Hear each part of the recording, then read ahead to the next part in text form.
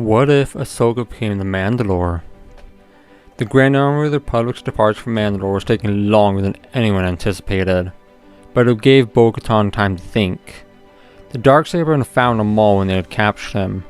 It was a symbol of leadership that almost all true Mandalorians would follow, and her having it would allow her to unite the Mandalorians better than her sister ever could.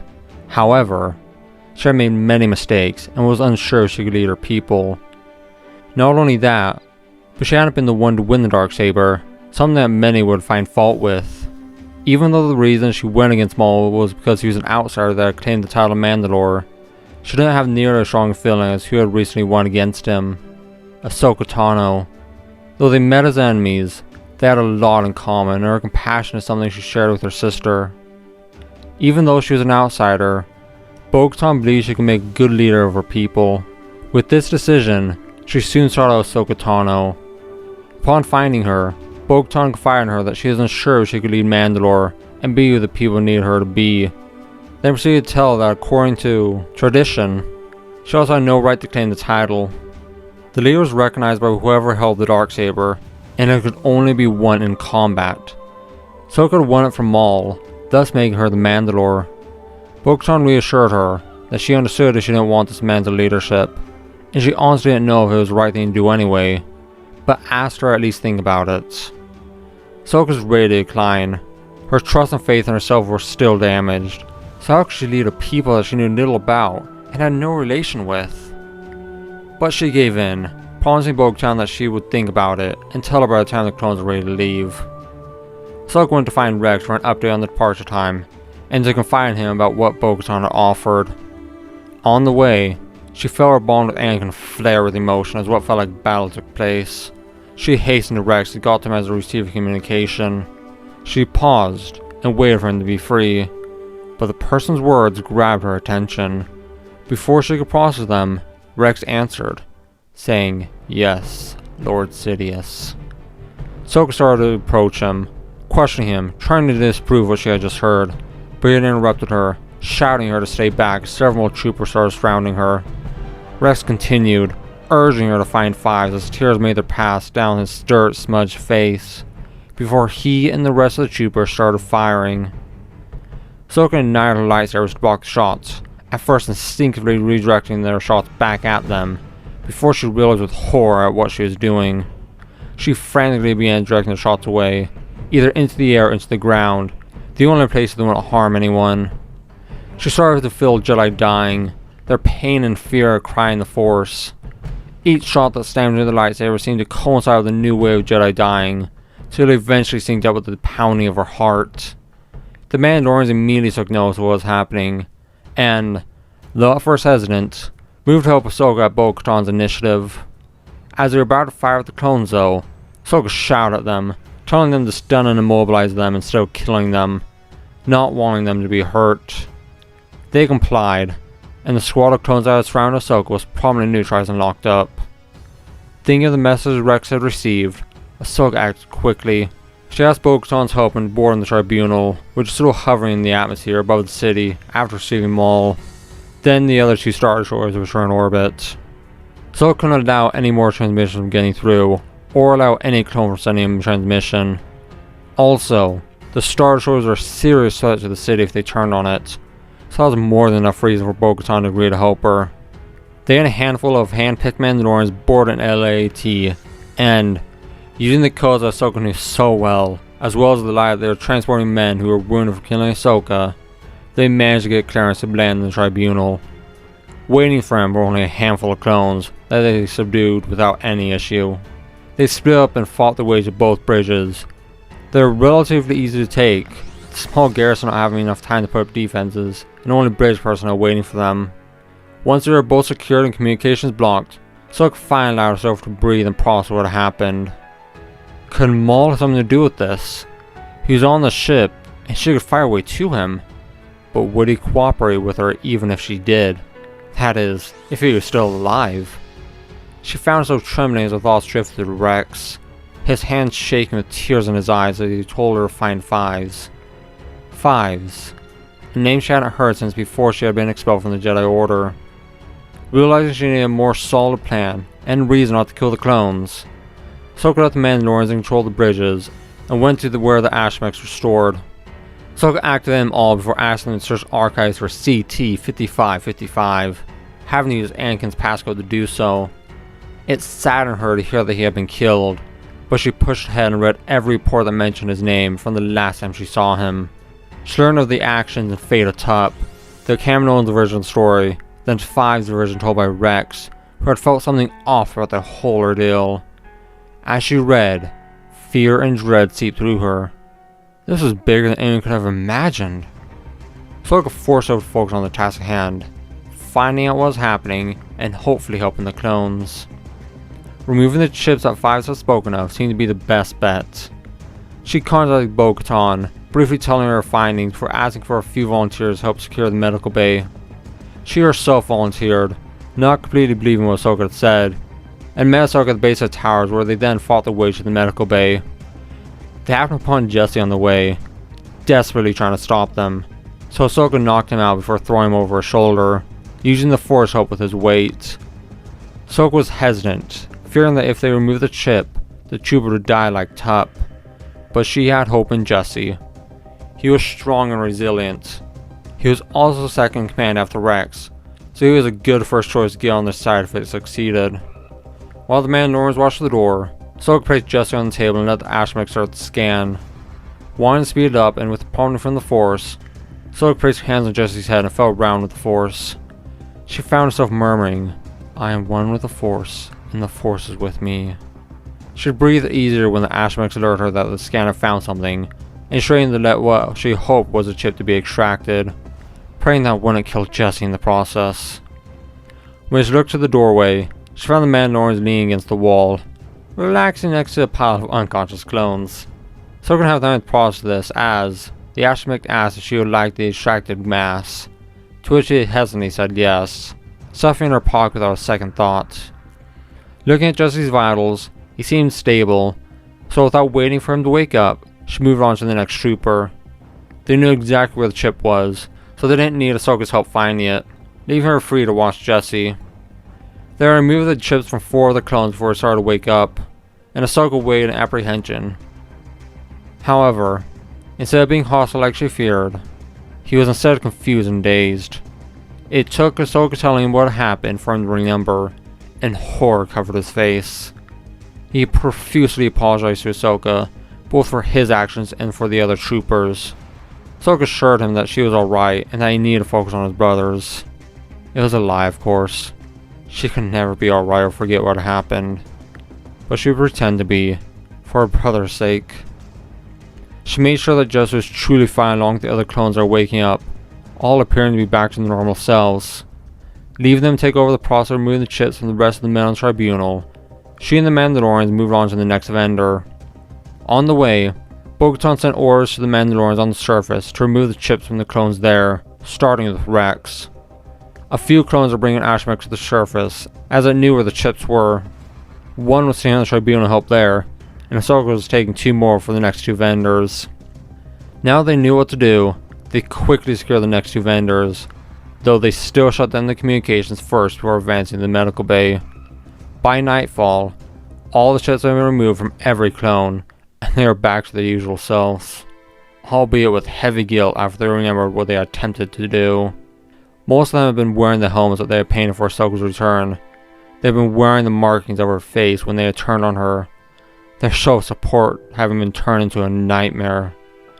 Ahsoka would do her best to forget this, instead of forcing herself to be thinking that her fate wasn't the same as Maul's, who had been helpless as clones killed him in the Mandalorian sarcophagus. Thankfully, Bo-Katan was willing to give them refuge for their help in liberating Mandalore, and they accepted for the time being, not knowing what else to do. Rex did also act quick, and he sent distress codes and false information to GR, essentially faking theirs and Ahsoka's deaths.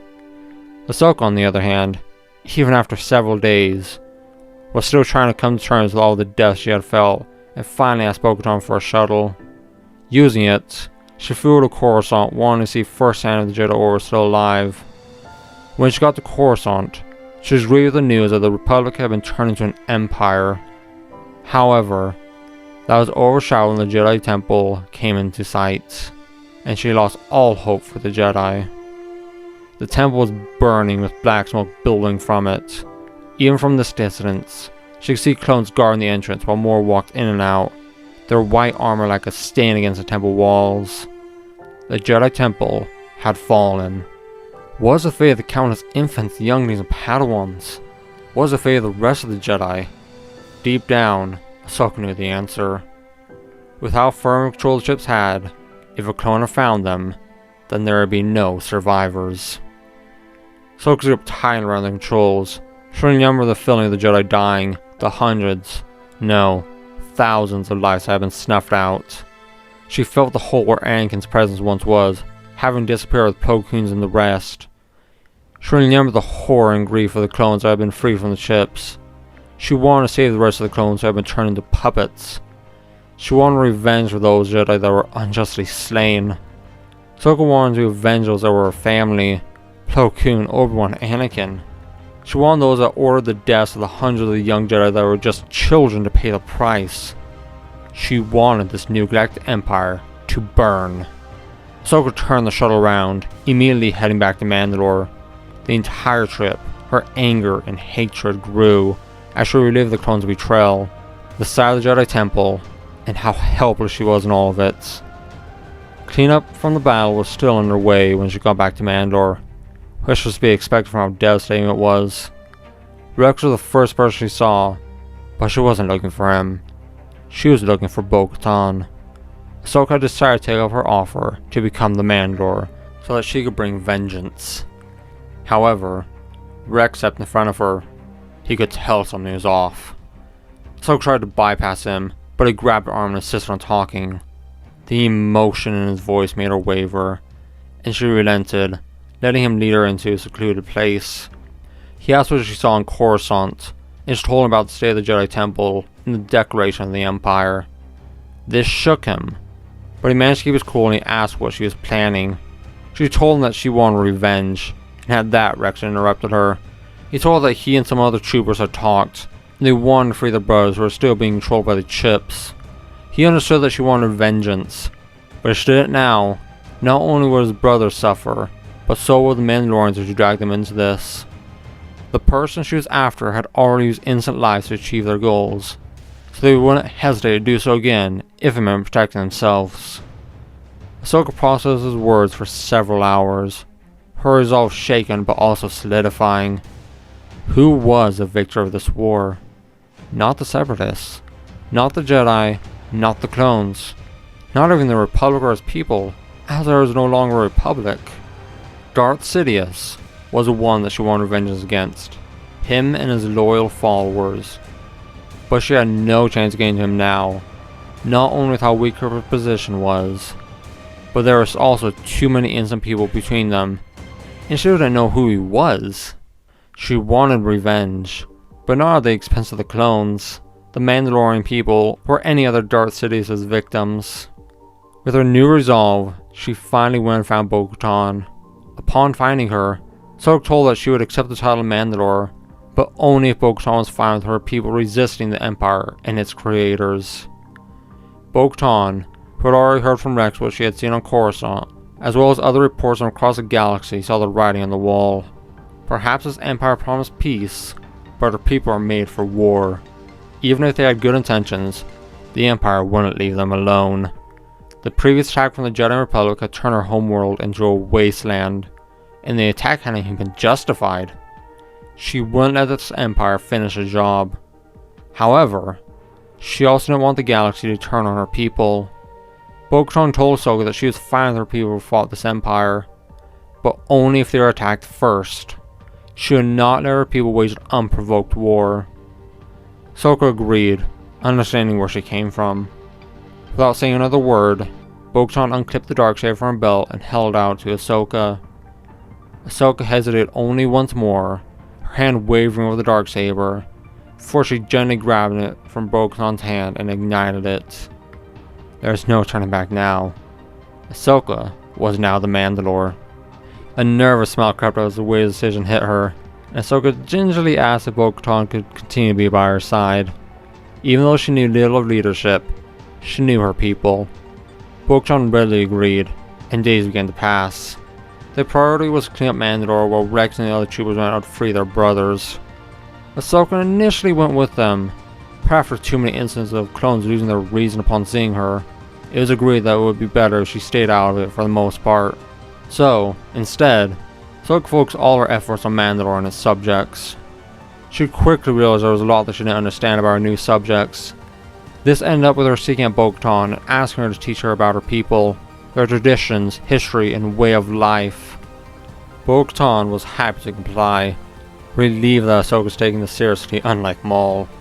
She began teaching Ahsoka everything she asked, along with many things she didn't, including how to fight like a Mandalorian.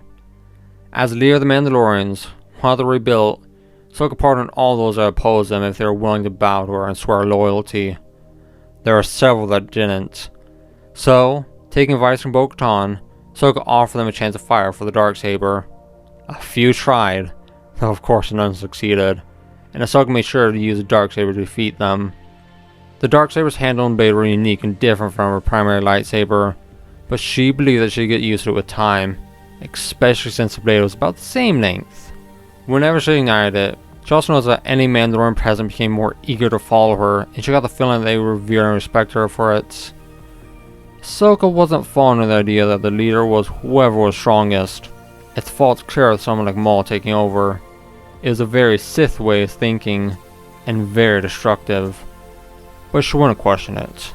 At least, not now. It soon became apparent how successful Rex was as more and more clones appeared on Mandalore. They came from several different units, with some from every corner of the galaxy. Rex had his troopers infiltrate a mission taken on by the clones. They then leaked the details of that mission to Rex, who led his troopers to ambush the clone unit and capture them all before removing their chips. They also started capturing non-clone officers that had begun leading the clone units, though Rex wasn't sure what to do with them as of now. Still, Rex's attacks became more daring and moved up from capturing only a squad of clones at a time to capturing entire bases and ships. The clones that joined him infiltrated the ship or base, until there was enough of them to take it over. If it was a base, it was quickly cleaned out of anything useful, which was brought back to Mandalore. There was soon a small city of clones of Mandalore full of military supplies and ordnance, as well as a sizable fleet in orbit. However, over half the clones had refused to desert with Rex, even after the chips had been removed, opting to stay with the Empire. They had sympathy for Rex and his cause, so they kept silent about it, but their loyalty was to the Republic, even if it was now an Empire. Ahsoka had a hard time understanding and accepting this, but Rex urged her not to judge them, at least until the Empire started openly showing its true colors. Unfortunately, they had to worry about spies among the clones that desert as well. There are those that are wholeheartedly devoted to the new Empire, which Ahsoka forced herself to reason with, but the more worrying ones were the few that had been brainwashed. No, programmed into being loyal. Rex and Ahsoka met often. Ahsoka needed someone to talk to as her thoughts and emotions were still a mess. It was during one of these talks that Rex casually mentioned that he wanted to continue to follow her and help her to get revenge, but he wasn't sure how long the clones could be useful with their accelerated aging. Ahsoka thought for only a moment before telling him to get a squad together. Upon his inquiry, Ahsoka told him that they were going to get a Kamino scientist to solve that problem, the problem they had created. Part of this was because Ahsoka wanted revenge against the Kaminoans.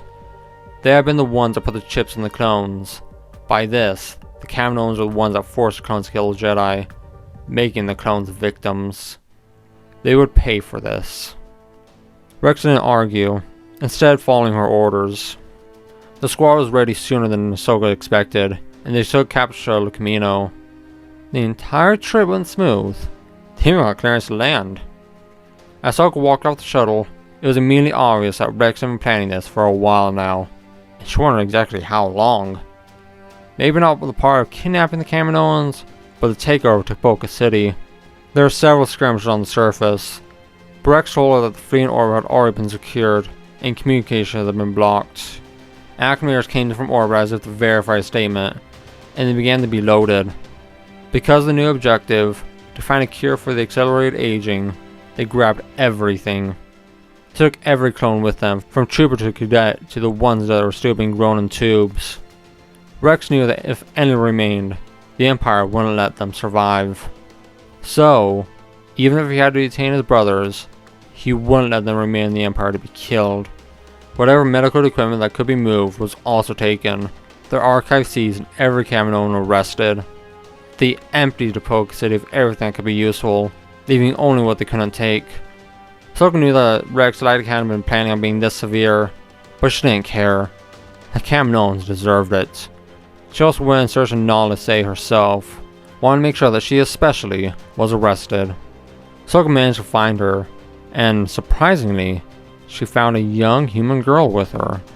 The girl tried to stand up for Nala Se, but Ahsoka, who was unnerved at the similarities between her and the other clones, told her that no one would be harmed if they behaved and did what was asked of them.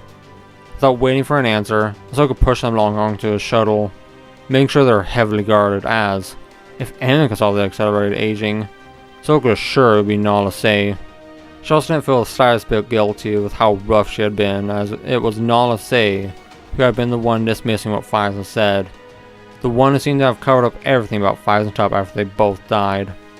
Things passed quickly after that, the entire raid taking almost a full day, but almost everything was done within a few hours. The long thing being that Rex had wanted to erase the Kaminoan archives of anything about the clones, and, even though it pained him, to destroy the Jango Fett DNA samples, not wanting anything to fall into the Empire's hands. With this raid, it should be obvious to everyone that the clones were rebelling, and he wouldn't leave anything that could be used against them. Ahsoka stayed with him, impulsively wanting to destroy the Poke City once they were done, but Rex managed to talk her out of it, saying that it would turn many of the clones against her.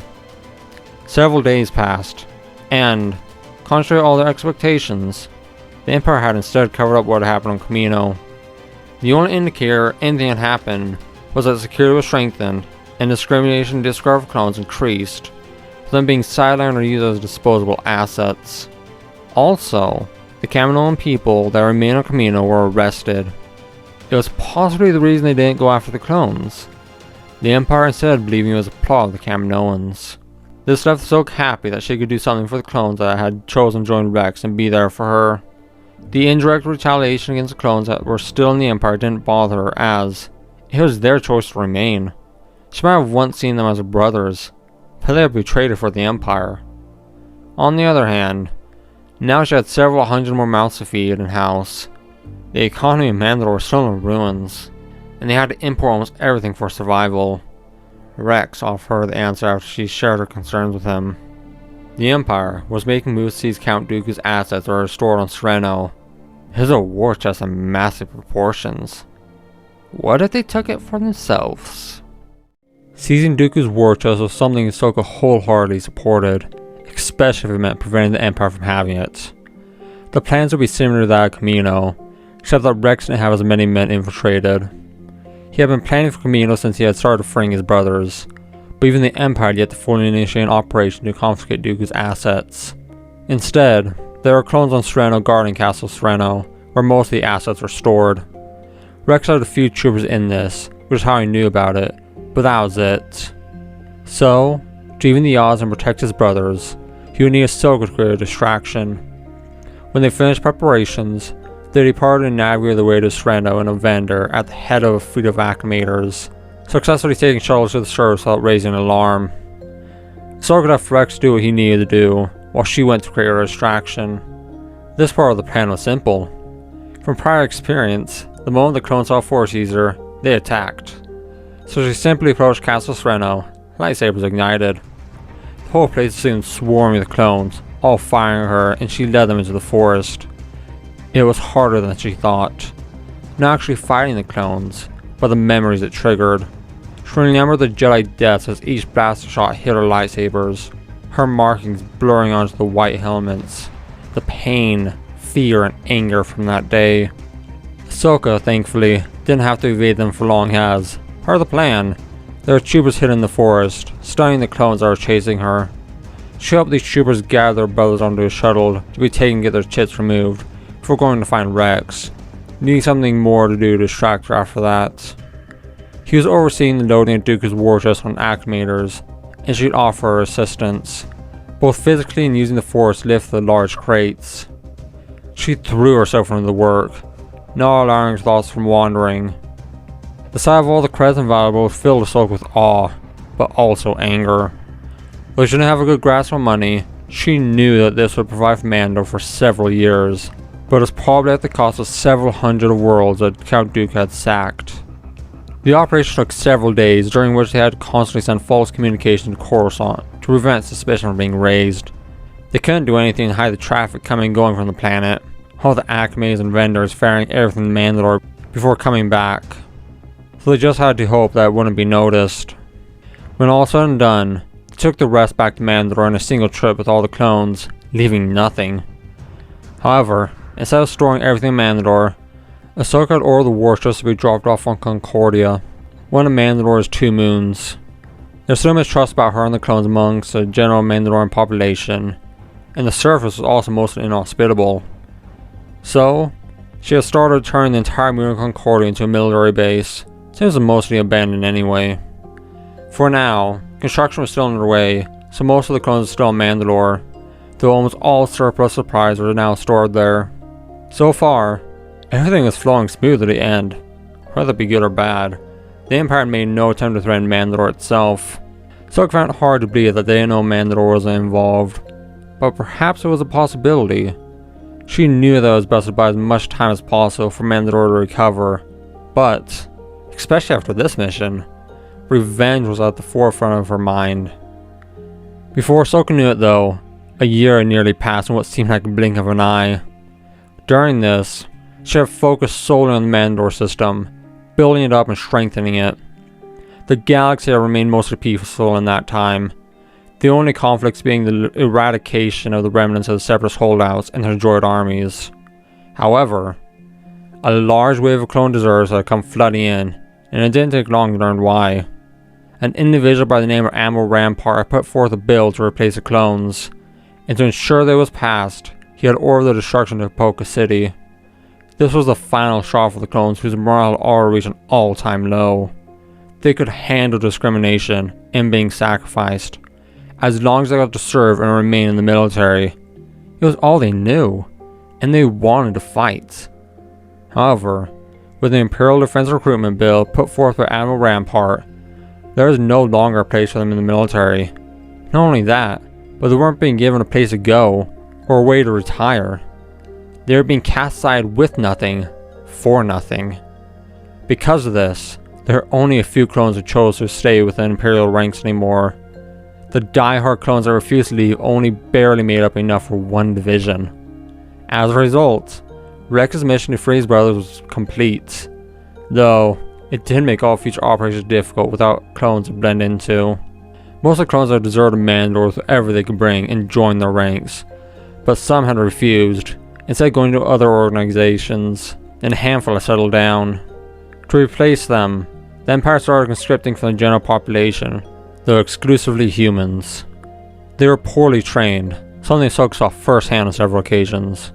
It was an army whose leaders and superiors were once part of planetary defense forces, most of whom had minimal combat experience. The clone commandos had been assigned to train the new elite branch of the military, who were called TK troopers, and they were doing it even after Rex got them to remove their chips. But, like the rest, the destruction of Kamino, along with the Imperial Defense Recruitment Bill, finally turned them against the Empire, all of them eventually finding the way to Mandalore. Now, the Empire had a poorly trained army, and an undertrained and inexperienced elite force to replace the clones.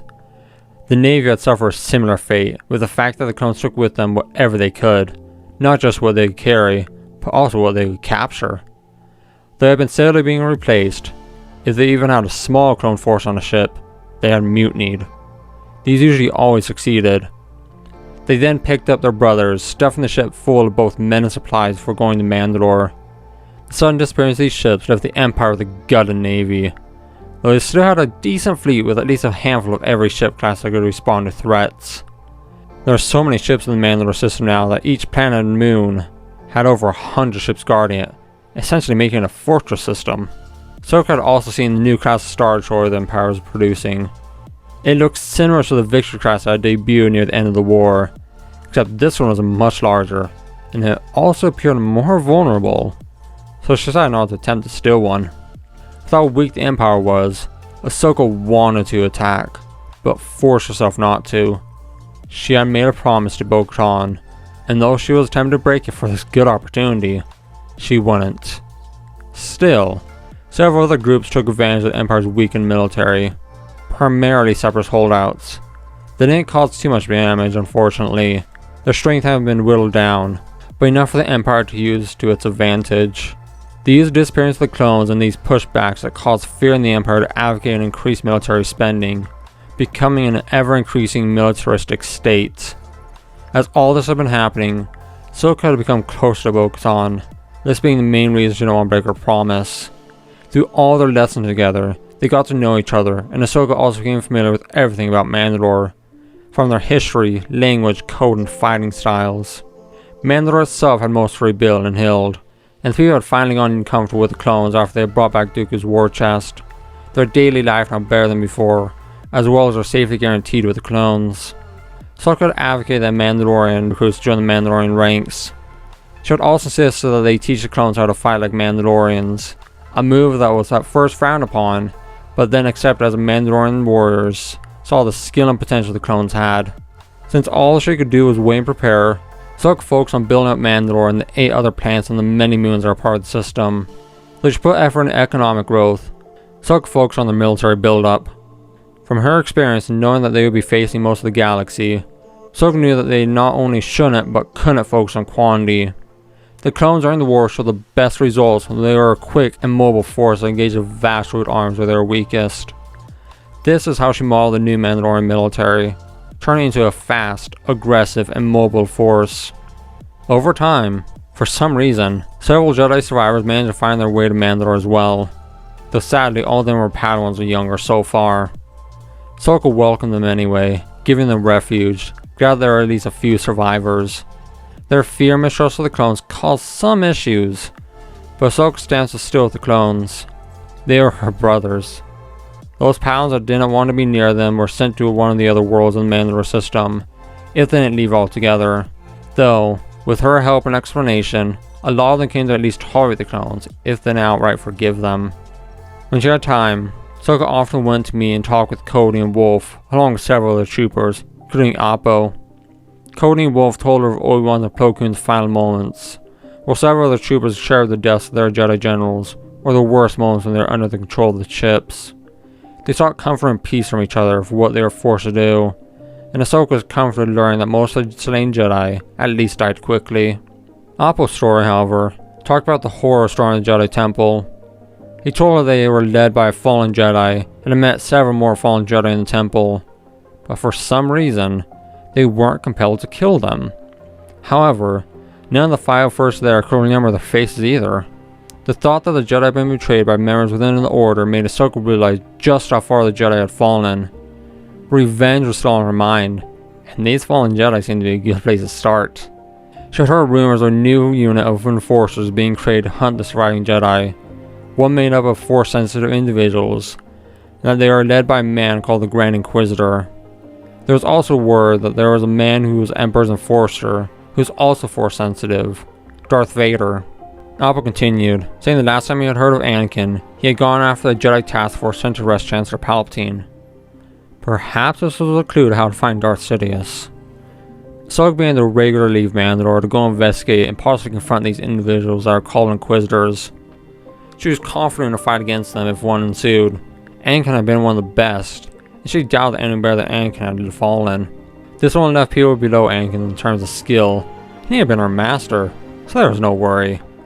Ahsoka didn't take the darksaber with her when she did this, not wanting to implicate Mandalore if confrontation did happen. Though it could speed up her revenge if she did so, she felt that broke her promise in a way.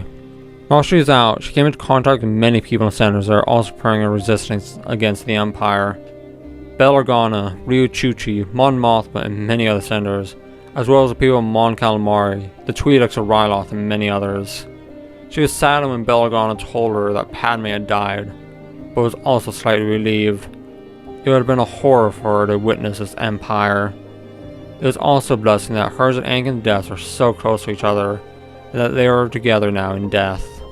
Bearing their deaths within her, Ahsoka made ties with many of the people she met, and many agreed to help her.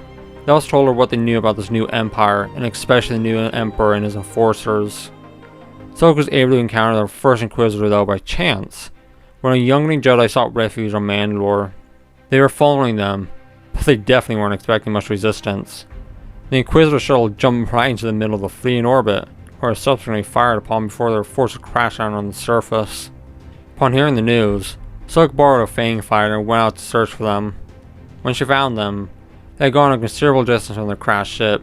It seemed like they were trying to find a place to hide, likely because Ahsoka had ordered the communications to be blocked, preventing them from calling for help. The Inquisitor wore an all-black uniform, though none of them appeared to be armored. They had a helmet but no mask covering their face, showing her that they were a man from a race she did not recognize. When he saw her, he ignited an unusual-looking double-bladed lightsaber and rushed at her.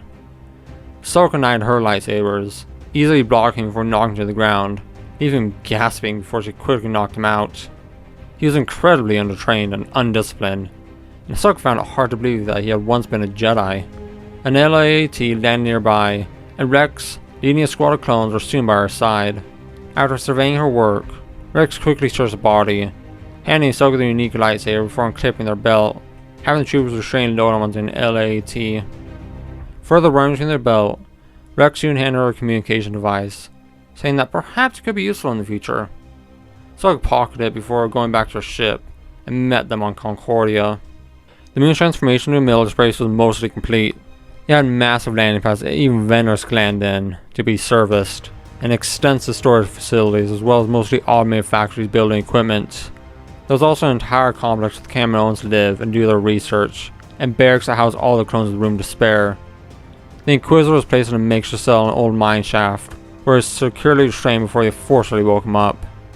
Questioning him took hours, but he was thankfully mostly cooperative after a while. He spoke with several dozen others like him, all ranging in skill but all trained and tested. The strongest and only survivors of the batch. He told them of the leader, a former Jedi Temple guard and of Darth Vader, who only answered Emperor Palpatine. He knew little about the inner workings of the Empire or anything else because all the Inquisitors were separated from everything that wasn't their mission, to hunt down Force sensitives. A good thing for Ahsoka though, was that he told them that the communication device had a distress mode that activated a beacon and called fellow Inquisitors for backup. Leaving immediately, Ahsoka wrapped things up in Mandalore then prepared to set out to use the communication device. She had planned on going alone, but Rex insisted on coming with a squad of clones. So to keep her promise, they took a shuttle to Halmad, a planet the Inquisitor claimed they had been at before coming to Mandalore. They found a suitable, uninhabited, hilly area and hid the shuttle, setting up a temporary campsite at a tunnel. As soon as they were ready, Ahsoka activated the distress mode of the communication device and placed it in a cave below their position. It only took a day before a shuttle flew over a few times before landing on the only flat surface a distance away. Out walked three black shapes that made their way up the hill towards the device. Ahsoka was hiding a presence and herself nearby, while the clones were higher up the mountain in prepared firing positions, just in case. Once the Inquisitors were close enough, Ahsoka shot herself and ignited her lightsabers.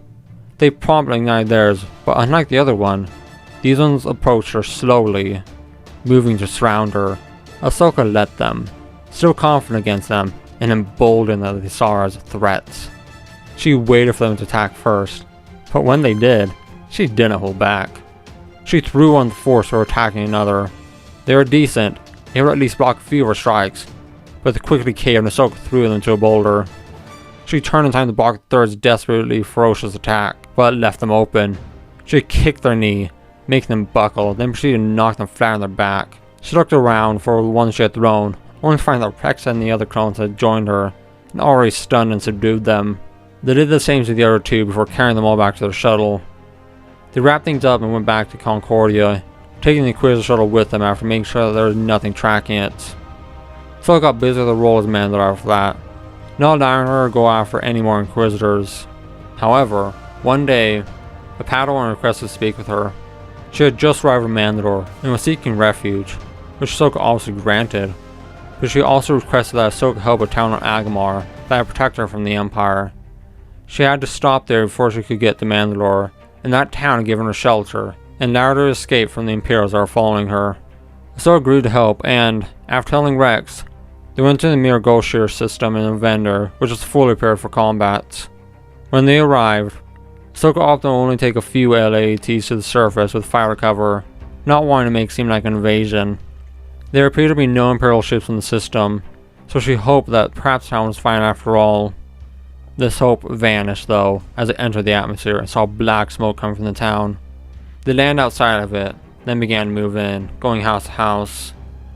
It was so eerily quiet and devoid of life that gave Ahsoka chills. Thankfully though, the clones started finding survivors which were escorted back to the LAATs before bringing ferries to the vendor. As they got close halfway to the town, 2 Inquisitors spawned in the square near the center of the town. While the clones secured the area, Ahsoka engaged the 2 Inquisitors before her. They tried to run upon seeing the situation, but Ahsoka was immediately on them, forcing them to focus on her. As they fought, Ahsoka had to admit that they were the best she had faced, but it still wasn't a fair fight. It was only difficult because she was trying to keep them alive. However, they almost got on a strike when she was momentarily shocked by an overwhelming dark presence. Instinct drove her and she promptly ended the fight, killing both Inquisitors as an Imperial shuttle landed on the other side of the square. Ahsoka instinctively readied herself as her grip tightened on her lightsabers. The ramp lowered, allowing her to hear a deep, mechanical breathing, before she saw the figure that was the cause of it. The heavy footsteps brought a person who wore all black with an evil black cape trailing them. Their suit was clearly armored, but also had what appeared to be a control panel on the front. Their helmet also completely covered their head. This had to be who the captured Inquisitors were talking about, the one who's the topic of all the terrifying rumors. This had to be Darth Vader. By their movement, Ahsoka could tell they had at least a few artificial limbs by the stiffness and weight. Falling out of the shuttle were several more standard Inquisitors.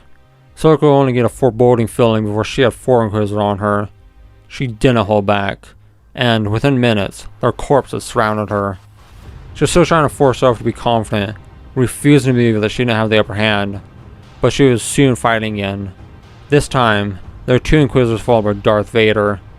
The 2 Inquisitors were dead before Darth Vader got to her, but immediately upon the blades locking, Ahsoka knew that she couldn't win this fight. Still, she managed to hold her own against him, though she found herself using her emotions to help. As the world outside of this duel faded and her focus on Vader increased, something began to feel familiar about him. She felt that she had fallen before. The moves were familiar. Not only that, but she also sensed his presence before. A moment later, as they both lashed out with the Force, everything clicked and Ahsoka recognized who this was. She landed hard, being too shocked to land on her feet as she stared at the figure before her. The horror and disbelief, mixing with guilt and sadness. Anakin was alive. He was right in front of her, but he had changed. He had become a monster. He had turned into Darth Vader, a Sith Lord. Ahsoka couldn't bring herself to move, frozen by the revelation as he advanced towards her. She could only manage to whisper Anakin's name as she looked at that expressionless, black mask. White blur surrounded her as the clones swarmed the clearing, putting themselves between him and her, and they immediately started firing. She tried to stand, but she realized her entire body was trembling. Firm hands grabbed her arms and started dragging her back, away from the monster that was now attacking the men he had once led. All she could do was stare as the clones bravely faced the monster Anakin had become. They fought, even as they were massacred, but Ahsoka soon lost sight of them, their screams still seeming to follow her though, along with that heavy, mechanical breathing. After the skirmish on Agmar and the confrontation with Darth Vader, Ahsoka could barely function for several days. Upon getting back to the LAATs that day, she learned that an Imperial fleet had arrived in orbit and their vendor had disengaged to avoid being destroyed. Fighters still managed to rendezvous with them and safely escort the LAATs back to the vendor, which led him behind Agmar's moon, before they jumped back to Mandalore. The clones had only been able to find a few dozen survivors, which they brought with them, but Rex Air told her that 11 troopers were missing. They had been the ones that had put themselves between her and Darth Vader. It was a small number, considering what they had faced, but they are still men. Men who had given their lives to protect her from Anakin. She had once trusted and had a complete faith in him, but he had not only joined the Sith, but attacked her and the men they had once led. The reality of it was harsh, along with what she forced herself to accept. That thing was no longer Anakin. Anakin had died with the other Jedi. Ahsoka had already mourned and grieved for him, That monster was Darth Vader, the one that had killed Anakin, and she would kill him to avenge him. After a few days coming to terms with this, Ahsoka led a small group of clones back to Agmar in a shuttle, her heart not allowing her to forget the men who had given their lives for her in her moment of hesitation and weakness. Thankfully, the Empire had since left, and, sadly but fortunately, all devastating troopers are still in the square where they had fallen.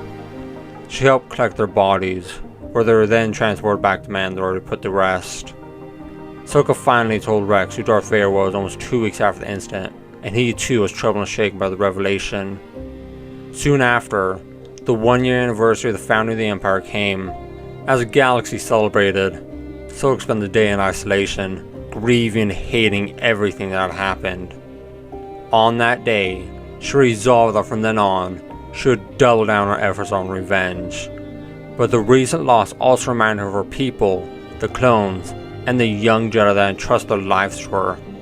So, Ahsoka went about doing her best to separate her revenge from them, while at the same time trying her hardest to make their lives better. She often went out into the galaxy alone now, something that Rex, Cody, Wolf, and many others were uneasy with. However, even if they didn't know the details, they knew that something had happened, and understood that she needed some time and space. In this time, she hunted down every Inquisitor she could, killing them all. She had no mind for mercy, hating them for joining the Sith. The ones that were already captured were a liability anyway. It was only because Rex protested against killing them that they were still alive. Most of the Inquisitors she encountered didn't even try to surrender anyway. Their desperate attempts to kill her, making her choice to kill them to feel all the more justified. Her warpath usually didn't end with them though. If any Imperial soldiers got on her way, then they are as good as dead as well. This thankfully most only happened when she confronted them when they're inside an Imperial base. It went on like this for several months, to the point that the Empire began to deploy countermeasures, all while it became a new routine for Ahsoka.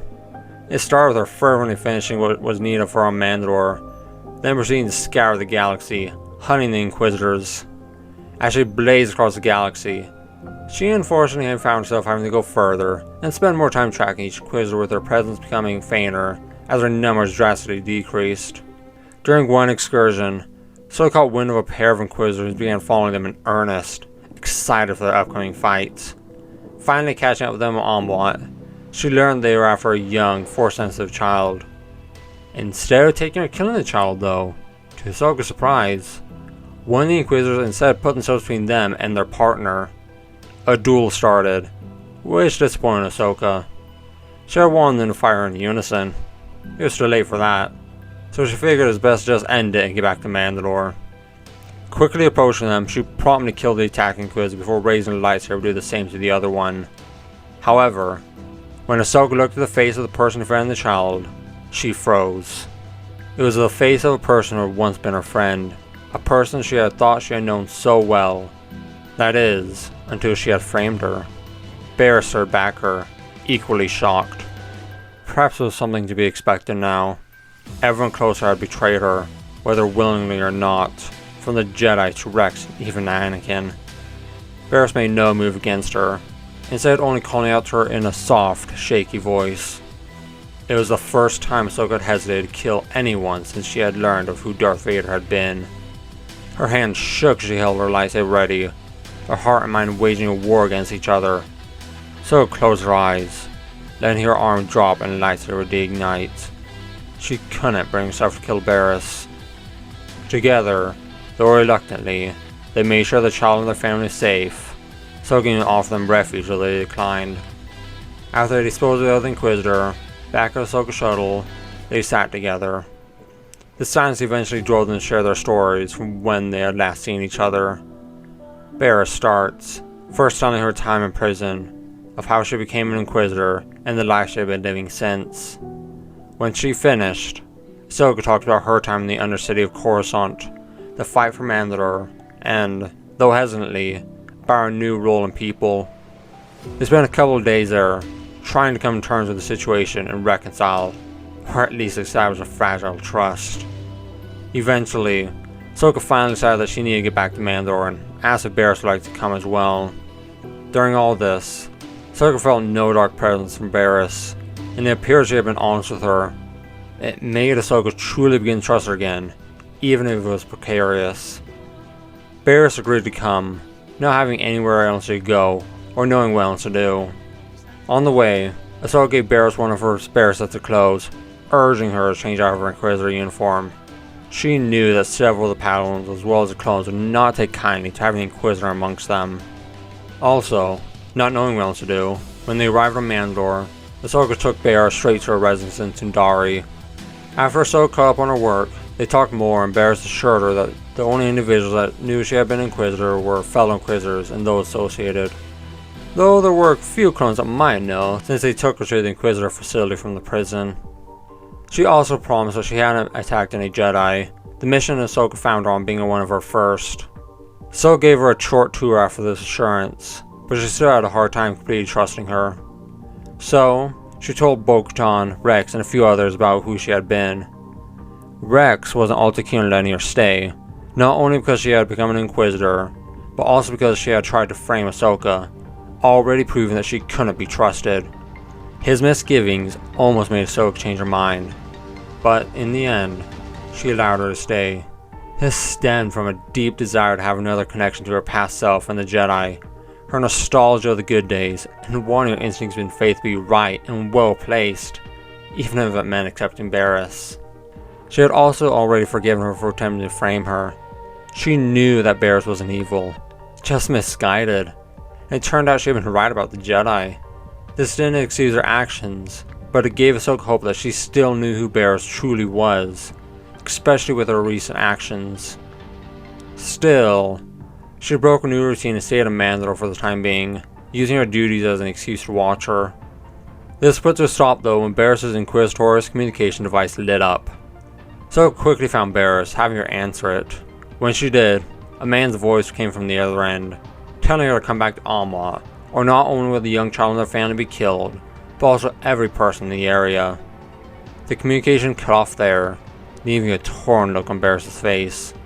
She told Ahsoka that was a Grand Inquisitor, a former Jedi Temple guard, and a man who had gained Darth Sidious's trust. She could tell that Barriss didn't want to go, but Ahsoka was already preparing to leave for Almont. It wasn't to save lives. Now that could be a benefit. If that was really the Grand Inquisitor, then she wanted to kill him. Perhaps she could keep him alive for a little bit though. There was no telling what information about the Empire he knew. As Barriss saw what she was doing, she told her that she would accompany her. Ahsoka didn't argue, part of her thinking that this was a good way to test her, though she didn't give her lightsaber back, having taken it before coming to Mandalore. Instead, she contacted Rex and, using the previously captured Inquisitor shuttle and one of theirs, they went to the Garrus sector. It was the first time since Agmar that Ahsoka brought the clones with her, and it comforted Rex that she was perhaps starting to rely on others again. Arriving over Almont, the second shuttle broke off to provide support, while they landed the Inquisitor shuttle near the home of the child and their family. Ahsoka and Barriss walked down the ramp together and found the Grand Inquisitor waiting for them with two other Inquisitors and a handful of soldiers. These soldiers were different than TK troopers, but their armor appeared to be a mix between the clones and TKs. Whoever they were, it didn't concern Ahsoka as she ignited lightsabers. The Grand Inquisitor laughed as she did this before he greeted her by name. She wasn't bothered that he knew her, it just annoyed her that he didn't see her as a threat. He started talking, but before he could even say a few words, Ahsoka was on him. He just barely had time to ignite his lightsaber, managing to block her before she could cut off his head. The people around him hurriedly backed away, giving them space to fight. The Grand Inquisitor was still confident, smiling and relaxed as he attempted to taunt her. His smile soon faded though, along with his taunts, as she drove him back.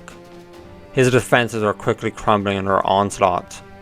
Ahsoka had been a formidable fighter even before, but now that she had started using her deep emotion to fuel her, her Form 5 was all the more devastating.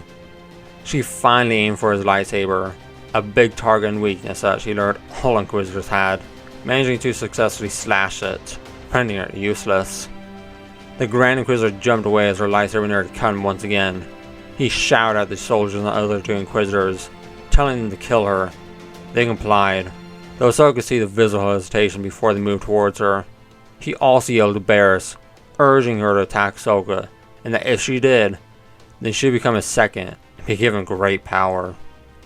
Ahsoka only had time to cast a glance back at Barriss, who had a terrified expression before she was blocking both blaster shots and lightsabers.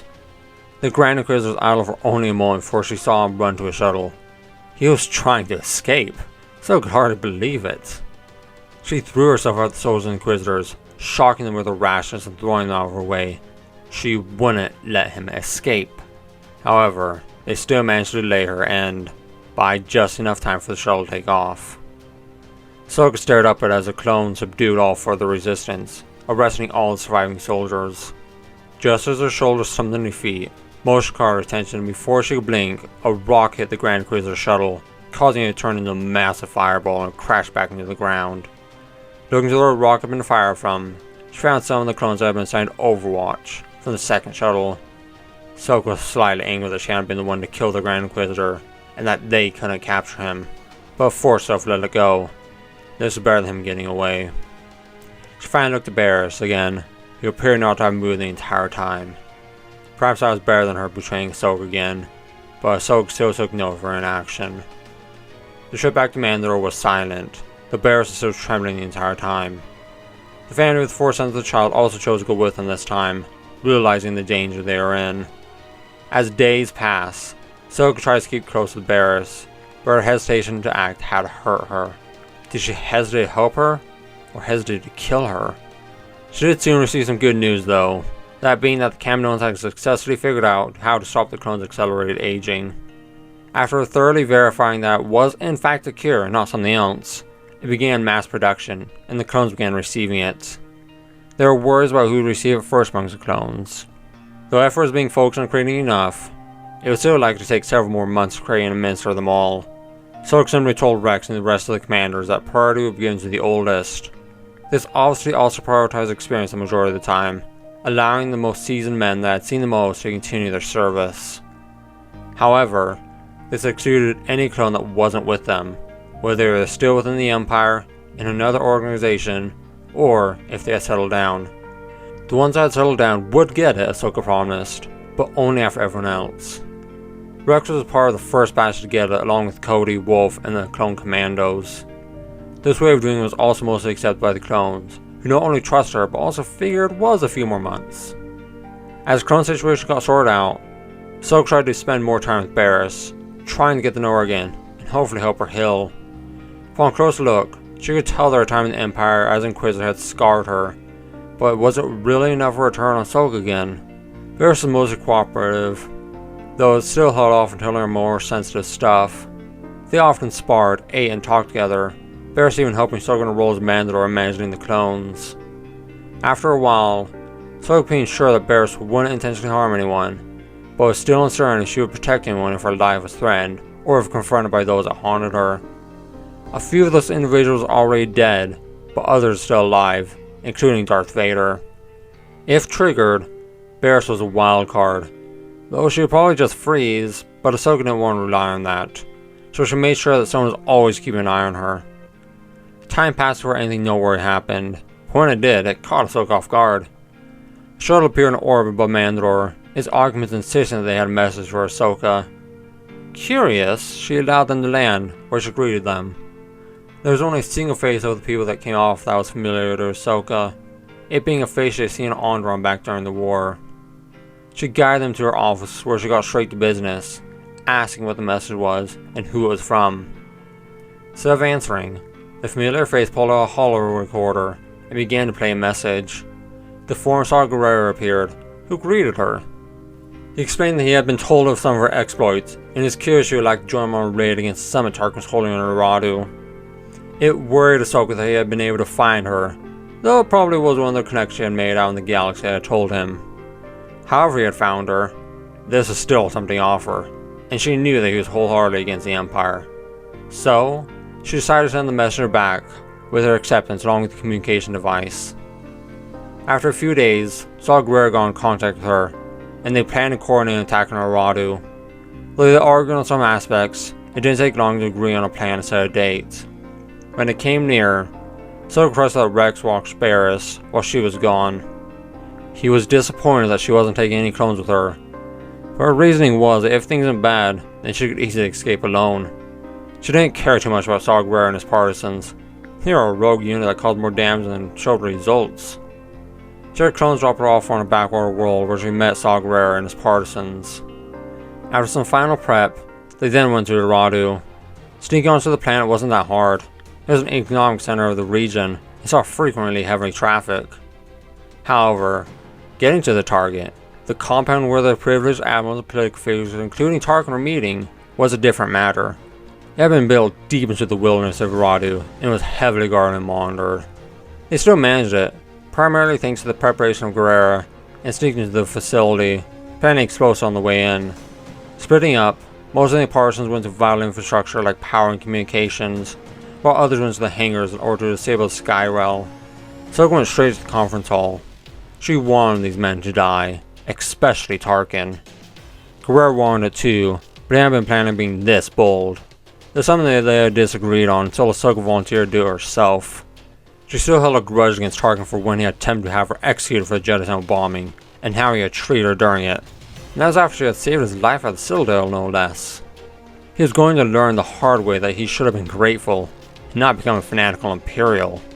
Ahsoka used events to avoid security and get close, and after letting them gather in the conference room and verifying they were all there, she backtracked and jumped down from the vents in front of the conference room door. The security troopers there, two of which were the new former TKs, were caught off guard and she managed to kill them without alerting anyone. She placed thermal detonators along the entire hallway before hiding back in the vents, waiting for the partisans to detonate their explosives. It took longer than she would have liked, but when they did, she jumped down and went to the conference room door. However, it didn't open. Annoyed, Ahsoka ignited her lightsaber and cut her way through. She didn't cut a big hole, perhaps only big enough for her to fit, but that wasn't the purpose. When metal had dropped into the room beyond had darkened. The window that looked out upon the Radu landscape had been shuttered and the lights dimmed. There was enough light though for her to see the shocked and scared faces beyond. She immediately recognized Tarkin, who also seemed to recognize her as she heard her name come from that horrible mouth. There were no greens though. Instead, she threw the remaining thermal detonators through the hole, propelling them everywhere with force. Panic shouts ensued, but she was already running down the hallway as she grabbed the remote and activated the thermal detonators. She just managed to get out of the hallway as a fireball engulfed her as what felt like the entire building shook. Putting on a breathing apparatus, she backtracked into the carnage she had caused. The way she had come in with the partisans would be guarded if not collapsed, so from the start she had been planning on just blowing a hole in the facility and beaming through there. With how high up it was, that would be a challenge for a normal person, but she had the force. As she entered the conference room, several charred forms were by the door, waiting for her. Thankfully, the explosion had blown open not only the window, but the entire wall, bathing the gruesome scene in sunlight. She stayed only long enough to verify that Tarkin had been killed before she ran and jumped out the opening. Thankfully, some of the partisans were still waiting for her at a rendezvous point with transportation. They managed to get back to Radu City where they met with Gerrera. A wide smile spread across his face as he first told her of how much damage his team had caused, before Ahsoka filled him that she had killed all the officials attending, including Tarkin. Her giddiness was short-lived, as she got a surprising communication from Rex, telling her that there was a situation on Mandalore, and that her presence was immediately required. Gerrera wasn't planning to stick around anyway, so he offered her a ride. Coordinating with Rex, they met with a vendor where Gerrera dropped Ahsoka off before going to wherever he was hiding. It was Wolf that had come to pick her up, and he filled her in. They had captured several Imperial spies that managed to make their way onto the planet. They all confessed that they were sent to report the military capabilities of Mandalore, and to sabotage whatever they could when the signal came. They also admitted there were Mandalorians that were helping them. A Mandalorian faction was cooperating with the Empire to usurp Ahsoka as Mandalore. In exchange, the leader of that faction would become the new leader of the Mandalorians under Imperial rule. This filled Ahsoka with rage. She immediately knew they were talking of a Mandalorian clan, and she had some ideas of which one it was. All this could only point to one thing though. The Empire was coming for Mandalore, and it was trying to destroy their ability to fight back before it did so. Perhaps it was finally time for this Empire to burn. When she got back to Mandalore, Ahsoka was relieved that Rex mostly had the situation under control. He had already combed through all the people who had recently arrived on the Mandalore system, managing to find several more Imperial spies. This allowed her to focus on the most important thing when Ahsoka got back. It was something only she could do as Mandalore, cracking down against a clan who she believed to be the one cooperating with the Empire, Clan Saxon. From the first day she had become Mandalore, they had been against her and openly questioned her. Ahsoka found it ironic they had accepted Maul, at least on the surface, but not her. It wasn't hard to find decisive evidence that proved they were cooperating with the Empire and betraying Mandalore. They didn't try to hide their transmissions, their contact with spies, or when they blatantly tried to get to Concordia or other military posts managed exclusively by the clones. Gar Saxon, the leader of Clan Saxon, also openly questioned and fired Ahsoka, as if he was already thought himself as a ruler instead of her. Several clans had at first protested against her blatant attack against Clan Saxon, but they went quiet when they learned that Clan Saxon was betraying them. It helped that Ahsoka only punished those directly involved, leaving the rest of Clan Saxon unaffected, though if they had the strength to be called a clan anymore was questionable. Following this, Ahsoka reached out to everyone that she knew, seeking to verify if the Empire was indeed preparing to attack Mandalore. Though most didn't respond, the few that did gave information that suggested that the Empire was building up for military action of some kind. The most decisive evidence, though, came from the person she least expected again, Saw Gerrera. Apparently, before he destroyed the facility in Aradu, he had copied the Imperial archives that are available there. In fact, apparently, the reason the admirals and political figures were meeting there in the first place was because they were planning the reintegration of Mandalore. Needing nothing more to convince her, Ahsoka prepared every plan and move in the system for war, and readied both the clones and Mandalorians for the upcoming fight. For the Mandalorians, she had to send a message to all the groups that are spread across the galaxy. Ahsoka encouraged them to continue their mercenary and bounty hunting work, or whatever else they did, especially the new recruits. It gave them both experience and a form of income. They also provided her with detailed information of events happening across the galaxy. Now, most of them heeded her call and thousands of Mandalorians came flooding back to prepare to defend their home. However, even as days passed, no attack came. Enough time soon passed that some Mandalorians began to openly question why Ahsoka summoned them. At times like this, Ahsoka was even more thankful to the clones, who didn't question her, instead faithfully trusting her and maintaining combat readiness. Even with this, she did start to doubt the information she had received and her own instincts again, but managed to reason herself out of self-doubt thanks to the support of others. There was also too many indicators pointing towards an attack. Whether it be because of the death of Tarkin and the other Imperials, the capture of the spies, or the loss of inside support from Clan Saxon, Ahsoka reasoned that the Empire had most likely postponed their plans. As the second year anniversary of the founding of the Empire came, Ahsoka stayed in isolation as she had the previous year. Unfortunately, this didn't last as Bo-Katan and several other clones of Mandalorians came bursting in. The Empire was finally attacking. Ahsoka rushed to command to understand the situation. However, the attack was over before she could even be briefed on the situation, and thankfully, it wasn't too damaging. The clones had kept on high alert since Ahsoka raided them, and though it had taken a toll on them, they had persisted. This allowed them to be ready when the Imperial ships jumped in and adequately responded. It helped that Ahsoka had spared no expense when equipping them. As of now, over half the fighters fielded were the Fang fighters, a fighter that Ahsoka immediately recognized for its capability and usefulness. The worrying thing was that from the reports, the Empire also had a new fighter, though it took seeing a recording for her to believe the description. The clones reported that they were fast, even from looking at them, so I could tell they weren't good fighters. They had solar panels on either side causing blind spots, and from the initial skirmish, they didn't appear to have deflector shields or life support. These fighters seemed to be literally flying coffins. Alongside the Mandalorians and clones, Ahsoka planned for the next battle that was sure to come. The first attack was most likely a probing one before the actual attack anyway. With these new fighters and the Imperial usage of close-range weapons on the capital ships, they could mostly think of the opposing fleet as if it was a droid one for their plans, making things much simpler. They only had to wait until the next day before the Empire returned. While waiting, Ahsoka opted to remain on Vendor in orbit, anticipating the attack. When ships were detected exiting from hyperspace, Ahsoka was able to immediately take command. As the Imperial ships appeared, fighters were already mustering in front of the Mandalorian fleet, but the Imperials didn't attack. The Imperial fleet instead held position at the edge of the Mandalore system, near where they had jumped in. Ahsoka still sent fighters to harass and probe them, but it also gave her a chance to get a look at what they are facing. The Imperial fleet composition was unusual, but not unfamiliar, especially compared to the early Republic fleets. Though there were several Star Destroyers, both Vendors and their new ISDs, Most of the rest of the fleet were lighter ships, some of which didn't appear to be purpose-built warships. The Mandalorian fleet that circled ready, on the other hand, were all purpose-built warships, the converted civilian ships being held in reserve. This standoff went on for several days, the Imperials consistently bringing in more ships, while Ahsoka had the clones continually harass them. The Empire was thankfully only massive in Mandalore itself, so it appeared the other worlds and moons would be spared, at least initially.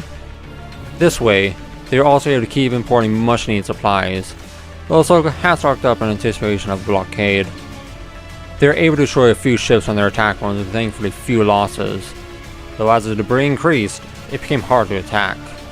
Also, this fleet didn't just have the new fighters as the probe one had, but also several wings of V-Wing starfighters, which along with their ragtag navy, just showed how under-equipped they still were. So I could just wonder if this attack was a decision of any military leader, or if it was ordered from someone like Emperor Palpatine. Though she didn't know what initiated it, almost a week after the first ships had arrived, the Imperials went on the offensive. By now they had nearly 100 ships, even with them losing several from their attack runs, so the battle immediately fell into a chaotic mess. Ahsoka tried to save as many of her assets as possible, shielding weak ships and ordering the retreat of damaged ones, but losses were still heavy. However, she couldn't figure out what the aim of the Imperials was. They were still outnumbered, so it wasn't like they could win, and they were throwing away ships as they threw themselves against her fleet. Then she watched an Imperial ship somehow get around them and go to Mandalore, where it entered the planet's atmosphere. Thankfully, the Mandalorians, who Ahsoka had ordered to stay and protect their planet, were indeed protecting it and managed to shoot the cruiser down. Ahsoka was horrified as she reached the conclusion that perhaps the Empire was targeting Mandalore itself, likely trying to get them to turn on Ahsoka and the clones, or risk being destroyed. She knew that the Mandalorians wouldn't turn on her, or at least most of them, but the Empire was still targeting them. Now understanding the situation, Ahsoka brought up reinforcements to maintain the battle line and engage the Imperial ships and fires with the rest of the fleet. She also told Bo-Katan, whose Barriss on the vendor, what she feared and forwarded to warn the Mandalorian defenders about it. By the end of the battle, which was only achieved when they had managed to destroy every Imperial ship and fighter, the Mandalorian fleet was badly mauled, but still mostly operational. Several wrecks had crashed on the Mandalore surface, but thankfully, none of them hit any population centers. Ahsoka was relieved to hear that no civilians were killed from the ships and fires that had managed to get to the cities before being destroyed, though several buildings were damaged. Cleanup from these and clearing the space lanes to the planet immediately got underway, though they were still alert for any more attacks. When Ahsoka and her entourage got back to Sundari, for the first time, the people cheered for her and the clones. Bo-Katan suggested they hold a festival that night, and Ahsoka permitted it, along with the visuals of those that gave their lives, allowing the clones to participate if they wanted to. Even though it was rushed, the festival was grand and, unbeknownst to her, Bo-Katan and the heads of the other Mandalorian clans already had an event prepared. It started when Ahsoka arrived with Bo-Katan, who brought her to a makeshift stage in the center of one of the plazas. There, Bo-Katan spoke to the gathering crowd, telling them of how hard Ahsoka had worked as Mandalore for her people, whoever they might have been. Now, with her victory over the Empire that had wished to subjugate them, Bo-Katan and the other clan leaders believed that it was finally time to make Ahsoka a true Mandalorian. She had done everything she could. Now, all that Ahsoka needed to be one of them was a set of Mandalorian Beskar armor. At her words, Ursa Wren, the leader of Clan Wren, brought out a complete set of Beskar armor. Ahsoka went along with Bo-Katan, not knowing what else to do. She was happy that the people seemed to have finally truly accepted her and the clones, happy that she had won her first battle against the Empire, but she also felt guilty that these people had not been a priority all this time. This realization came along with how she was now able to take darksaber with her across the galaxy to show that she was the Mandalore. Wearing armor was also a concern. Ahsoka had previously opted to wear non-restricted clothes because being fast and agile was her strength, and it was also what felt comfortable. Wearing armor would hinder that, but she wouldn't refuse this gift, even if she could only wear it for ceremonial purposes. As she let Bo-Katan place the armor on her, teaching her how to do it on the way, Bo-Katan also quietly talked with her. She told Ahsoka they had been making this armor since she had brought back Dooku's war chest, and apologized it took so long. It had just been finished, and they thought this was a perfect opportunity to give it to her. She also said the armor was a special version, one that was specifically made to allow maximum movement. Ahsoka could tell this was true as, though it was heavy, she could mostly freely move. This armor truly appeared to be made for her. It fit her degree of physicality perfectly, and she didn't feel any discomfort even as a Leku brushed against her Beskar. Once the main armor was in place, the head of Clan Elder handed Ahsoka one of the metal meshes that she held. It felt like cloth in Ahsoka's hands. Bo-Katan had another one, and when she unraveled it, Ahsoka realized it was the same shape as a foremost Leku. Bo-Katan told her that she had heard that her Montrals and Leku were sensitive, and could even result in death if damaged, so they had made these chainmail covers for them. They are made of cortosis, a rare, energy-resistant material that could protect them from all energy weapons, from blasters to lightsabers. Before she put them on, she wanted to make sure that Ahsoka was fine with her touching a Leku, though it felt natural for someone else to touch them. Ahsoka had no idea how to put the chainmail covers on, so she allowed Bo-Katan to do it. The 4 separate pieces soon turned into one, as all 3 of her Leku were covered, before the metal were slid over her Montrals. It was all secured to the 4th piece by chains, which was a plate at the forefront of her head. Having her Leku and Montrals covered felt weird, and her perception was a bit distorted, but surprisingly that was all. It definitely would take time to get used to, but at least it wasn't uncomfortable. The final piece was a face mask, one that had a few systems inside like location and atmosphere checks.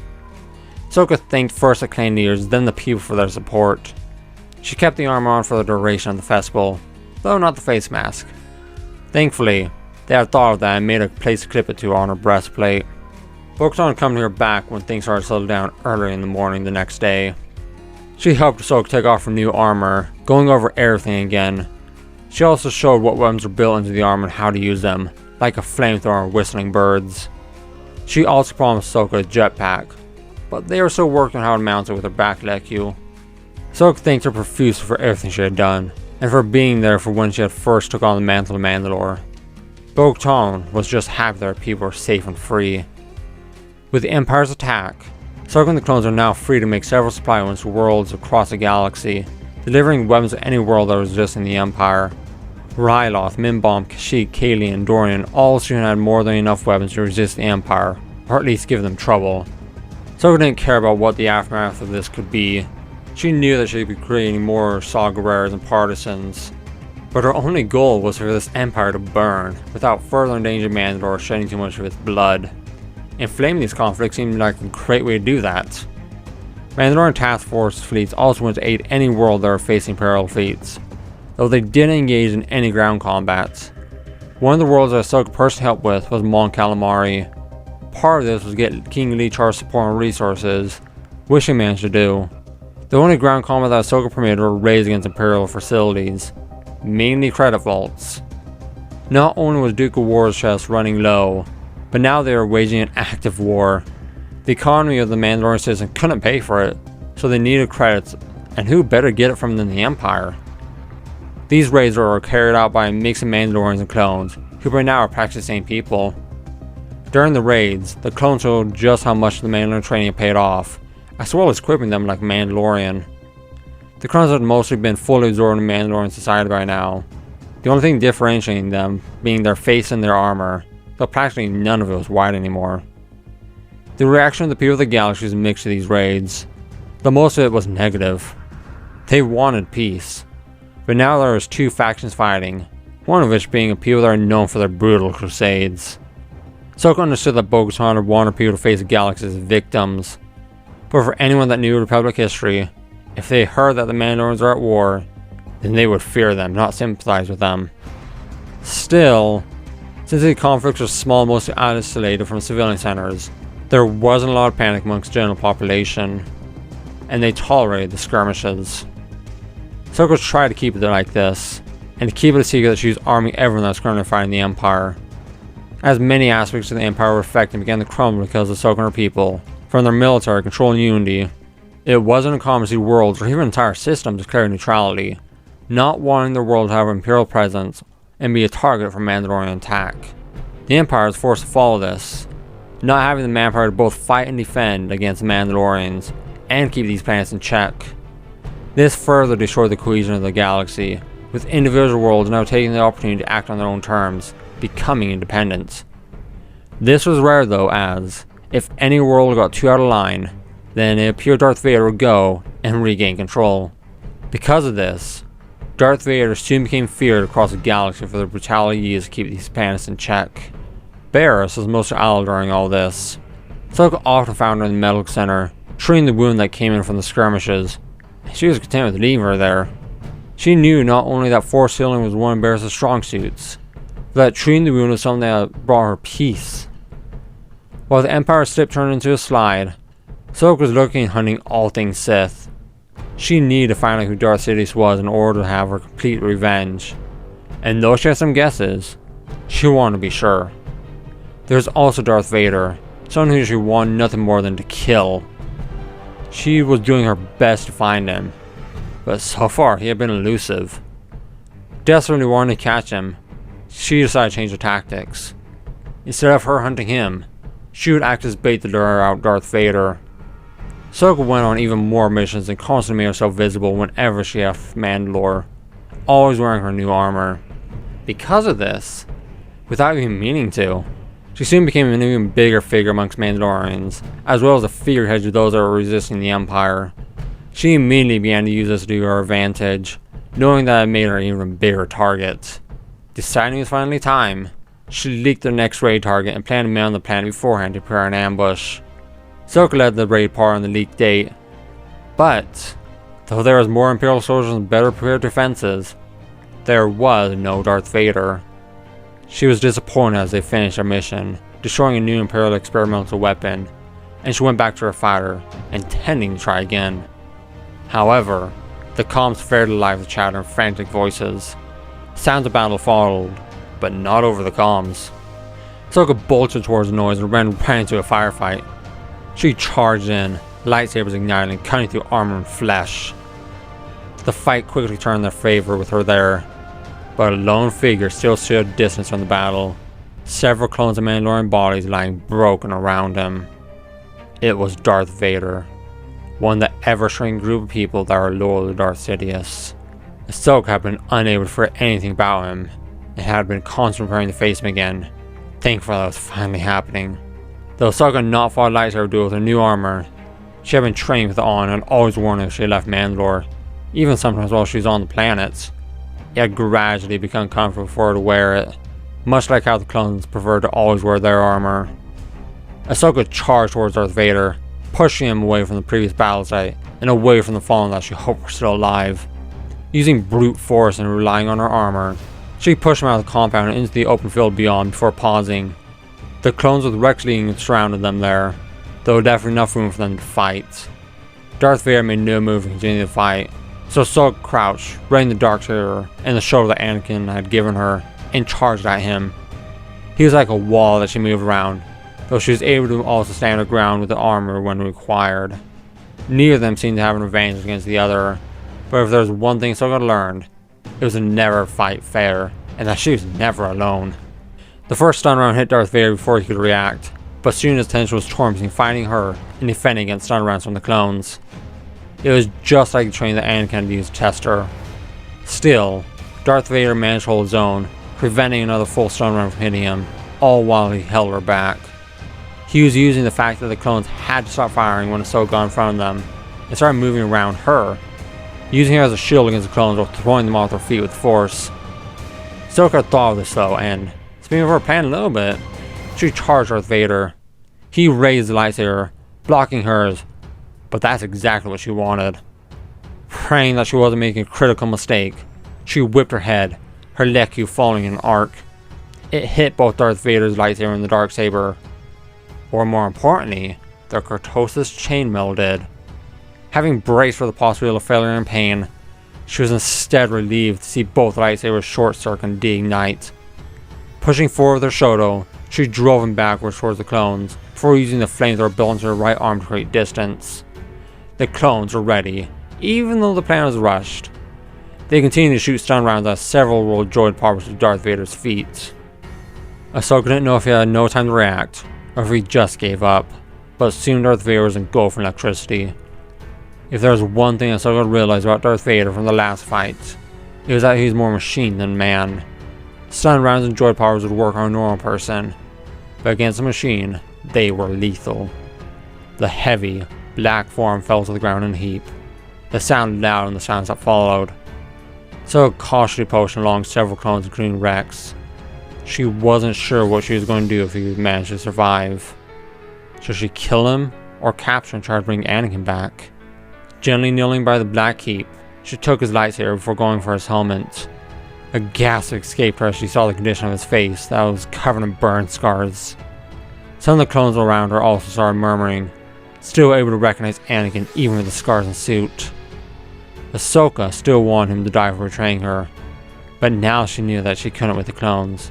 She didn't know if she was relieved for it. However, unlike her, Rex had continued to search Darth Vader and check his condition. When he looked up, Ahsoka realized and she quickly verified he wasn't breathing. Rex confirmed, telling her that his heart had stopped. He was dead. Later, Darth Vader was seen being burned in a bonfire by a mob on the hall nets, but the suit was empty. Ahsoka and Rex, with the help of Bellegarde, had taken the body inside and buried Anakin on Naboo near Padme, finally putting them both to rest. It was there that Bellegarde told her that Padme had given birth to twins before she had died, and that one of them is now his daughter. Shocked and unable to fully process the revelation, Ahsoka hesitantly inquired about the other twin. Bellegarde only told her that it was a boy and that he was safe. He let her meet his new daughter after the funeral, which she was grateful for, but she decided not to get involved in her life yet. She couldn't bring herself to think of the future when she was so weighed down by the past. The Empire had yet to fully burn, and Darth Sidious was still alive. Her revenge was not complete. She had already decided to separate the weak and innocent from this, especially if they happened to be Anakin and Padme's legacy. With the death of Darth Vader, someone had become the face of the new Imperial military because of his skill and ruthlessness. The Empire's morale plummeted. The Imperial Army and Navy chiefs believed that he had been invincible, but if he could die, then how could they survive? Also, without the fear of him carrying out the will of Emperor Palpatine and enforcing the compliance of worlds, governors and senators began trying to carve out their own fiefdoms. It just showed that most of the people that followed the Emperor weren't loyal to him. Instead, they sought wealth and power. Those that remained loyal fought to retain control of theirs and nearby systems, this being pioneered by Moths and an unfamiliar organization called the ISB. However, if these efforts were made outside of the core, then these individuals soon found their planet systems isolated. This wasn't too big of a problem for them, as few other factions had ships besides Empire Mandalorians, and they were still able to freely move and receive supplies from the core. The Empire quickly secured these vital hyperspace routes, using a portion of their fleet to patrol them. Ahsoka started picking off some of the outlying Imperial worlds, but soon had to temporarily shift her focus.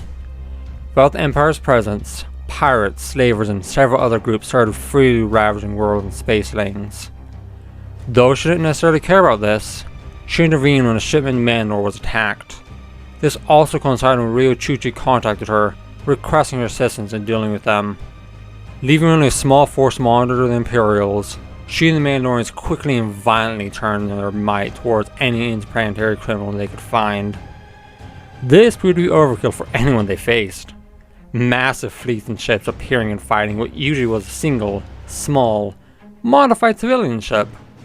They were always successful, but it was mainly because they're fighters. Not wanting to waste more time and resources, so called several of the Mandalorians, including clones, for ideas. After several days, they settled on having a single vendor and some support ships for each sector.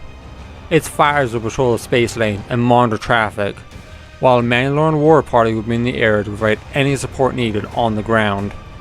With this issue seeming solved for now, Ahsoka shifted back to fighting the Empire. She tried to engage Imperial ships that guard the outlying planets or space lanes, but they just ran when the Mandalorian fleet appeared. Quickly giving up on this, she instead led war parties to the surface of any planet that had an Imperial presence. They didn't show any mercy in these attacks. All Imperial personnel were killed or captured, equipment seized or destroyed, all buildings used reduced to rubble. After the Mandalorians left, the Empire occasionally came back to these worlds if they were vital, like for the resources of the planet's location. Ahsoka didn't care to spread out her forces, so there was no garrisons when they did so. Instead, whenever they returned, Ahsoka just led another war party to wipe them out. Besides these, Mandalorian fleets wandered the galaxy, making their presence known, discouraging crime, but mainly searching for any Imperial presence. On the Mandalorian fleet's frequent patrols, they began to see other friendly fleets. Almost all of these were rebel ships, which were created and funded by Bail Organa, Mon Mothma, and several other people in the worlds. They consisted of mainly small, outdated military ships, or converted civilian ships, but considering that they were facing the Empire, who only sent fleets composed of similar ships to the area, it was adequate.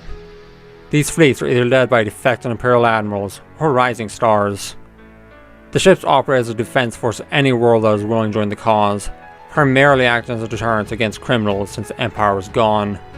The Mandalorians and rebels partnered together on a few occasions, either when their goals aligned or when they requested assistance, but it was rare.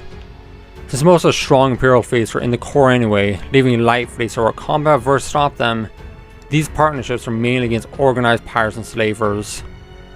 Many months passed in which they fully secured the outer and mid-rim from both the Empire and pirates and other criminals. Ahsoka assisted the efforts of Bail Organa and others in building up these areas as well. They had reasoned that if the average person had a job and were making enough to live, then they wouldn't resort to serious crime. She saw the logic behind it and assisted where she could, wanting to free up more Mandalorians. These efforts were also an effort by Bail Organa to start rebuilding the Republic. Several worlds and systems had rejoined, but a good number of them wanted nothing to do with galactic affairs, and just wanted to be left alone. With the fifth liberation of Lothal, the Empire appeared to have finally been permanently driven back to the core. Even before that, Ahsoka started to assemble a fleet and army whose sole purpose would be to attack Coruscant. She had been trying to find the location of Palpatine, but there are no traces. This led her to believe that he had remained on Coruscant. Even though she didn't want to believe it, he was the most likely person to be Darth Sidious. She still hadn't thought if it was even possible for her to kill him, but she figured that she would worry about that when the time came. The Mandalorian armors had managed to clear a jetpack during this time. Though it didn't have a missile launcher in the center, which wasn't included due to her back lecu being in the way, she could still use it as a regular jetpack. It's actually more comfortable than the regular one, as it had left the center space empty, allowing her back lecu to rest against her back as it normally did. Once the desired fleet had assembled and men gathered, she led this fleet that consisted of hundreds of ships and tens of thousands of men coreward. They broke through fleet after fleet, starting at Coruscant, not staying in a single system any longer than needed. This fast, aggressive assault led to several losses, but overall, the Mandalorian fleet remained strong and intact. The defense fleet over Coruscant was by far the largest and strongest they had yet faced, and since they were staying, they had to destroy it all. This led to a slog that lasted for the better part of the day. It was a scene similar to the battle over Mandalore, though Ahsoka, at first, only engaged in Imperial ships with fighters. The Empire sent ships and fighters to engage the Mandalorian fleet in response, but it wasn't a smart move. The Mandalorian fleet was using one of Coruscant's moons as a shield, so in coming to them, they were entering a killing field without support from the rest of their fleets. Ahsoka held back capital ships until she deemed the Imperial fleet had been sufficiently weakened. Once that happened, she finally committed everything, ordering the hundreds of ships to engage the remaining Imperial fleet. There were some losses, but this led to the desired outcome: the complete destruction of the Imperial fleet and their ability to resist, at least in the skies. Now that they could freely fly in atmosphere, Ahsoka personally led some fires to the surface. Few things appear to have changed in the past few years that she had noticed. Not even the air traffic stopped. The sky lanes as full as ever despite the battle that had recently ended. It kinda felt like she had just returned after being deployed. That is, until she saw the Jedi Temple. Though it had been repaired and looked similar to before, Ahsoka felt an unnatural and repulsing feeling from it. It wasn't the Imperial banners that hung from it, or how the color was different. It was a sick and pungent feeling of the dark side emanating from it. Ahsoka immediately knew without doubt that that is where Darth Sidious was, and it made her furious. She had suspected that Sith would destroy the temple, but not occupy and corrupt it. Flying back to the Mandalorian fleet in orbit, Ahsoka rashly organized a war party to storm the former Jedi Temple. Even if it cost her life, she would kill Darth Sidious. For this, she planned a strategy similar to the one she had used to kill Darth Vader. As had been demonstrated during the war, no matter how strong they were, whether they were a Jedi or a Sith, they could be overwhelmed by numbers. Mandalorians were also natural hunters of Force sensitives. She had both. Using the elite T's and Comrades, Ahsoka led almost 3,000 Mandalorians to the front door of the former Jedi Temple. A victory also positioned herself above the temple, with fires making constant runs, ensuring air superiority and no escape for anyone who might try to flee. The war party thoroughly started searching the temple, going quarter by quarter, room by room. They encountered several squadrons of stormtroopers and several of the guards that were dressed in all red suits, but found no trace that the temple was even occupied.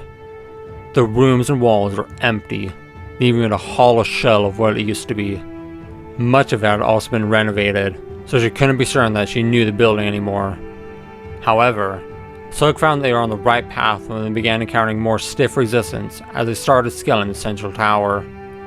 At the top, instead of the sacred library and hall of knighthood, there is a large open space. An open space that led up to a throne on a raised dais. A throne which sat a hooded figure. A figure that emanated malice and hate. That radiated the dark side. Ahsoka, animosity coursing through her, ignited the darksaber and her Shoto and rushed forward with a wave of Mandalorians following. Darth Sidious remained silent as they approached, only moving when they reached the base of the dais. He simply stood and ignited 2 lightsabers. Ahsoka didn't hesitate, instead charging forward, not caring what the outcome might be. The Mandalorians were a step behind her, with more using jetpacks to flank Darth Sidious. A howl echoed on the space before Ahsoka found herself barely blocking 2 red lightsabers.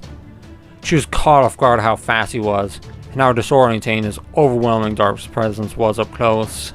She was immediately put on the back foot as he pushed her back down the stairs and through the Mandalorians. Quickly losing control of the situation and knowing that the Mandalorians couldn't do anything with her being this close, Ahsoka thrust her right arm forward, shooting flame at Darth Sidious's face.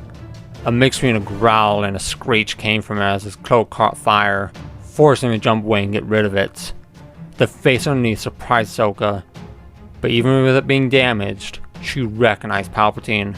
Though she had at first thought that Palpatine was a mere puppet to the Sith, there had been too many signs pointing towards the fact that he was Darth Sidious.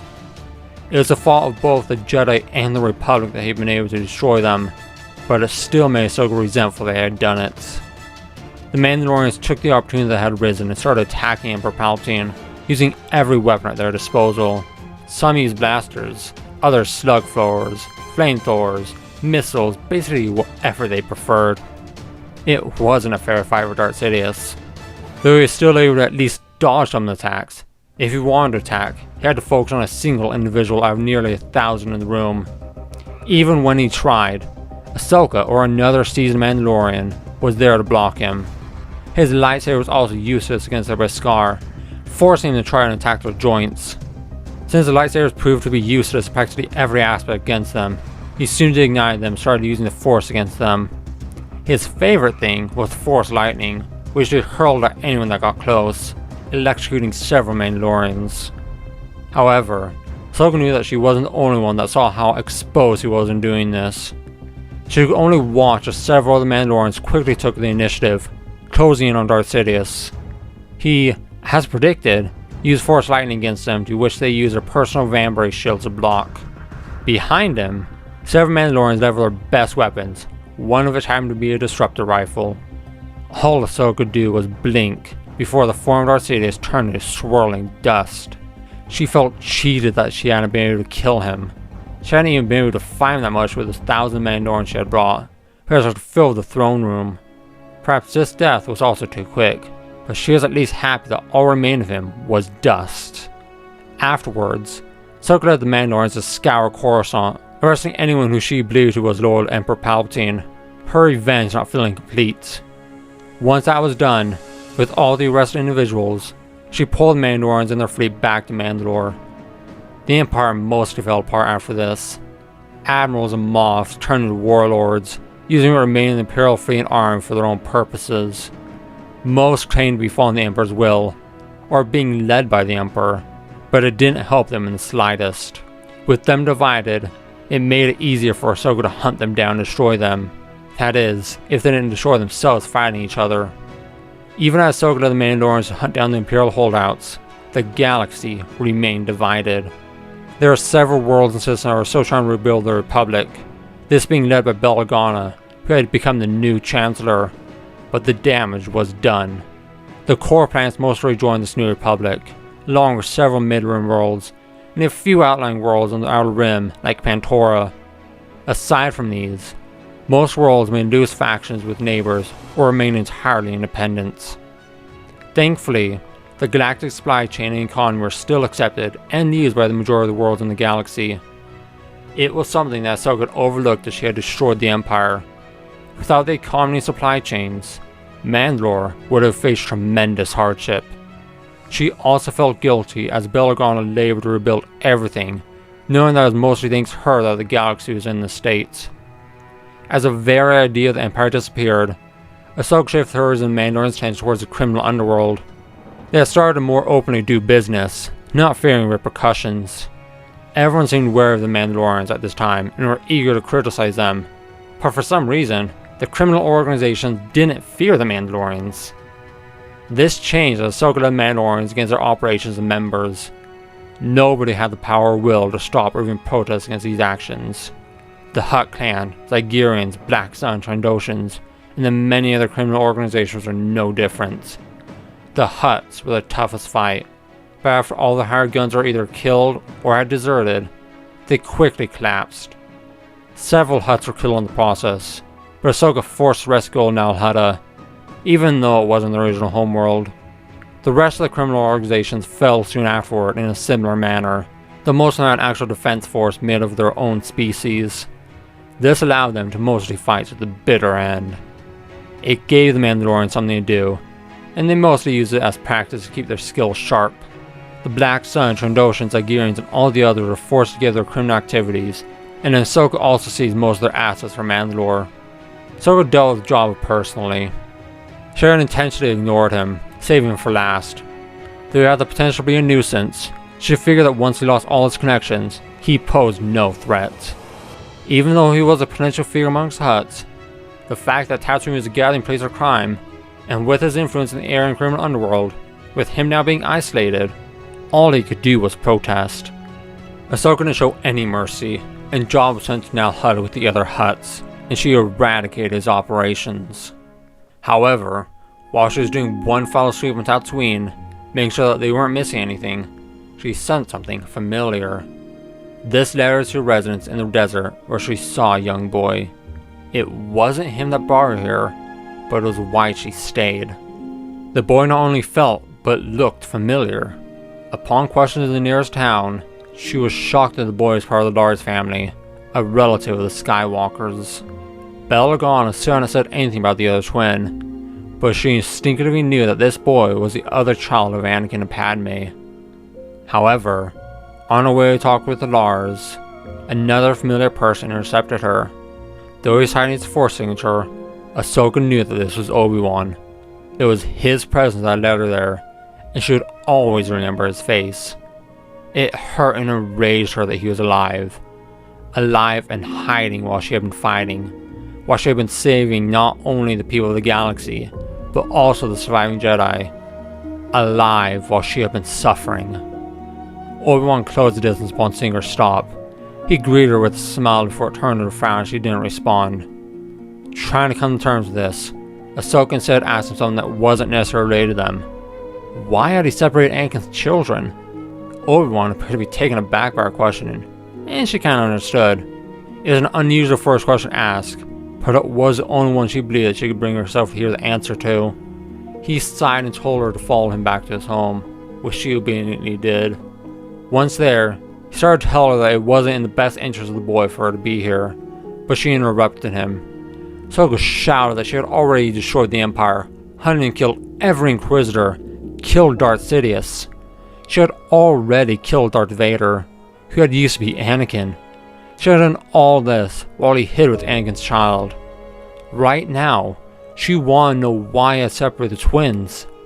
Obi-Wan took a moment, as if not fully believing what she had told him, but promptly, in a low voice, told her that it was to protect them. This sent Ahsoka off again. They had made it seem like Padme was so pregnant during her funeral, so neither Darth Sidious nor Darth Vader were looking for a child. And even if they were, then they wouldn't be looking for twins. Not only that, but the boy with Anakin's relatives on his home planet. How is that protecting the boy? Obi-Wan said nothing in response. He obviously didn't expect this conversation to go this direction, but Ahsoka didn't want to talk to him as a friend right now. She feared that she might say something that could irreversibly hurt their bond. Ahsoka stood and told him that she was taking the boy with her along with the Lars if they wanted to come. She would let him be raised with his sister in Alderaan. He could protect him there if he wanted. Obi-Wan's head was still lowered when she left his small home and trudged to the Lars homestead. They were wary of her, and the first thing Owen asked if she was a Jedi. She confidently told him that she wasn't, and this seemed to put them at ease until she told them that she was taking the boy back to his family. They protested, but Ahsoka used her guilt and humanity to convince them, lying to them that their mother was still alive with a sibling. They gave in, but opted to stay on Tatooine, not wanting to leave the life they had created. Luke was upset that he had to leave, but she knew how to excite a child. He would soon forget about this place anyway, though if he did remember, then he could also visit. Ahsoka didn't look back. She left the planet with her entourage of Mandalorians. After seeing the boy that she carried, when they were alone, Jess asked her if he was related to Anakin. Ahsoka was relieved that she wasn't the only one seeing the similarities, and told him the truth about Anakin's and Padme's legacy. There was no reason to hide anymore, besides from the children themselves so they grew up as normally as possible.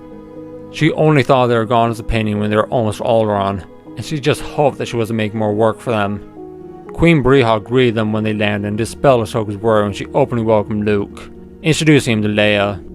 Ahsoka explained the situation, now understanding that she hadn't thought this through. Queen Brehawk was understanding, and agreed with her that the twins should be together. Ahsoka promised to visit often before she left back to Mandalore.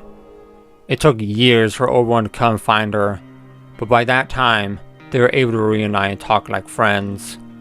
However, Ahsoka couldn't bring herself to ask him a single question. Had he separated Anakin's children and taken Luke to Tatooine to spite Anakin? Though divided, the galaxy remained peaceful for centuries to follow. The Mandalorians took upon themselves to protect everyone from every threat that reared its head, and the people soon came to revere them, especially the Force-sensitive warriors that are amongst their ranks. The Jedi Order was never fully rebuilt. Instead, if they wanted, the Mandalorians took them in, raising and training them. As it used to be, being a Mandalorian was more about a code and way of life than if you were born into a Mandalorian family. They took in any orphan they found, turning them into foundlings, and even if they didn't have the skills to become a warrior, they could instead be a part of the Mandalorian Fleet or Fighter Corps. They could also join the Medical Corps, an organization that was created and led by Barriss. Luke and Leia carried on the Alderaan royal family, and Ahsoka was a constant part of their lives. She taught them how to use the Force, and the responsibilities that followed. Even as the details of the Clone Wars and the following War of Liberation faded from memory as the people involved died, the name and actions of Ahsoka Tano were remembered. Another name for her in both galactic and Mandalorian history was Mandalore, the Resurgence.